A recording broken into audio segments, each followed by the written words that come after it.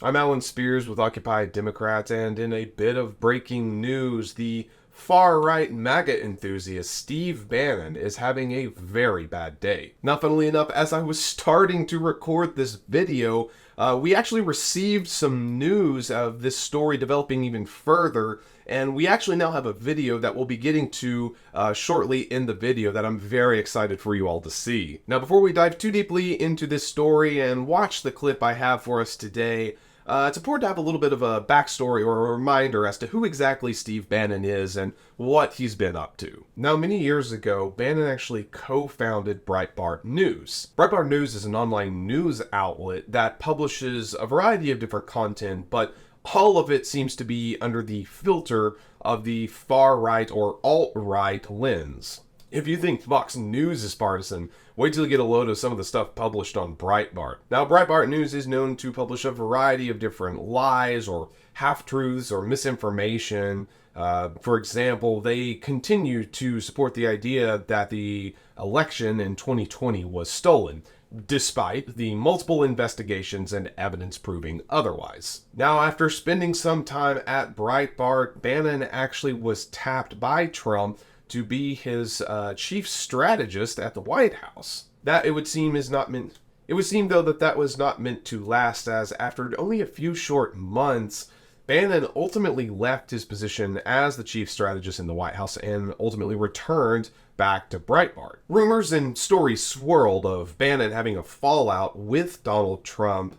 However, it seems that to some degree they reconciled, as once Bannon left as chief strategist and returned to Breitbart, he continued to publish stories supporting Donald Trump in his presidency and afterwards, as well as Bannon saying that Trump was always his guy, was always the president, and should have been elected in 2020. Now, Bannon has continued to show support for the far-right MAGA movement, as well as supporting movements abroad. Bannon does not seem to be content with spurring on horrible right-wing movements here in the US, as he has actually supported a variety of different conservative and populist movements in Europe. All that is to say, if there is a far-right or populist movement taking place, it is very likely that Steve Bannon has his fingers in it. It would seem that all of Bannon's meddling, both foreign and domestic, has finally caught up with him, however, as he is slated to make an appearance in federal prison today, at least as of this recording. Now, Bannon failed to comply with the subpoena issued to him and was held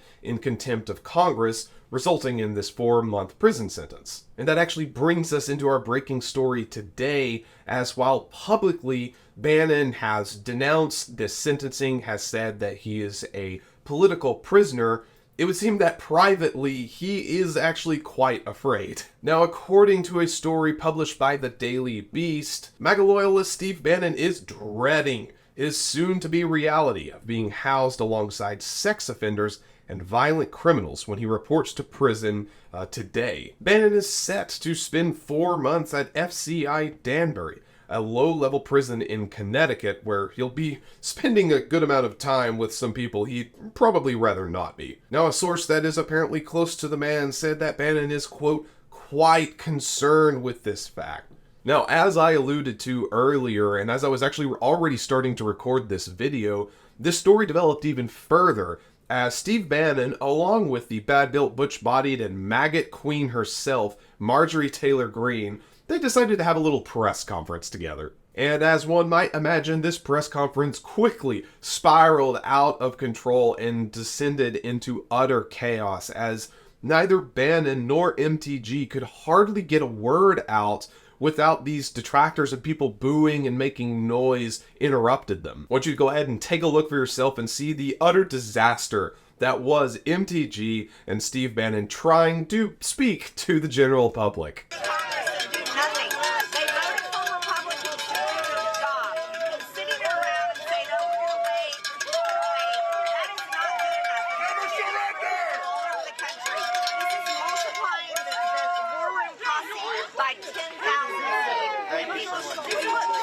Hopefully 10,000%.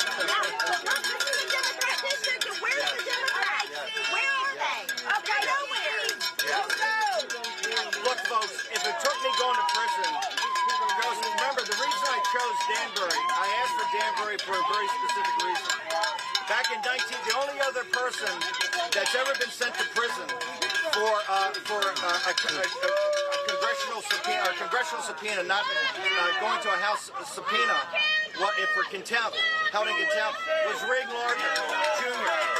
Back in the 1940s, during the House Un-American Activity investigation, Columbia Studio fired him, okay, because of his political beliefs. And then he was found guilty. They sent it to the DOJ. He was sent to prison. He was sent to this prison. That's why I requested Danbury, because there's no difference in his fight and in our fight. I'm a political prisoner of Nancy Pelosi.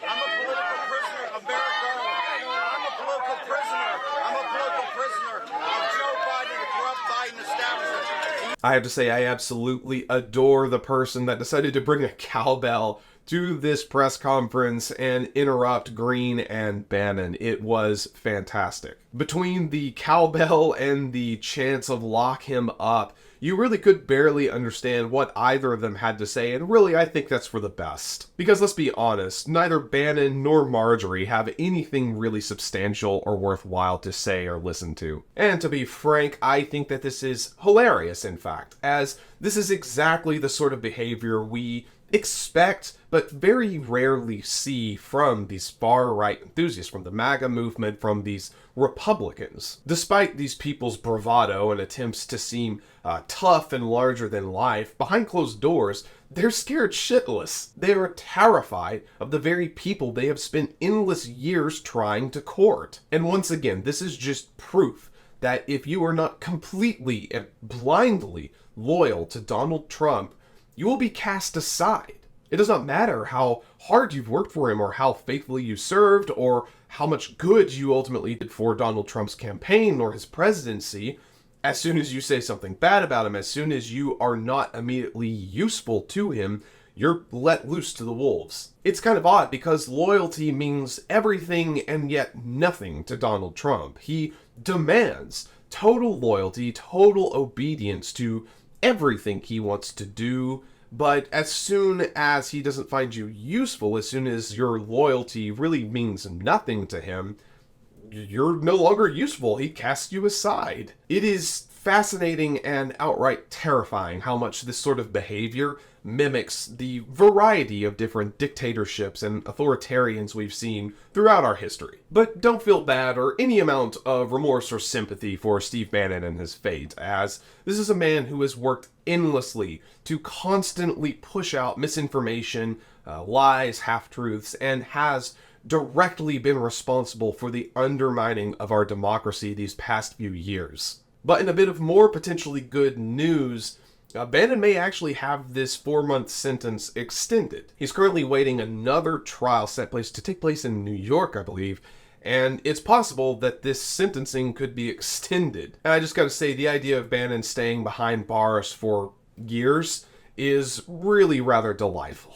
And it does warm the heart knowing that despite Bannon's attempts to seem loyal to Trump and to seem tough publicly, we know that privately he is practically shitting himself. But with a bit of luck, Trump, as well as a number of different other MAGA nutcases, will hopefully be joining Bannon behind bars because they have certainly earned their tenure in prison. But with all of that said, I would like to wish you the best of times in prison, Steve. You have certainly earned your stay.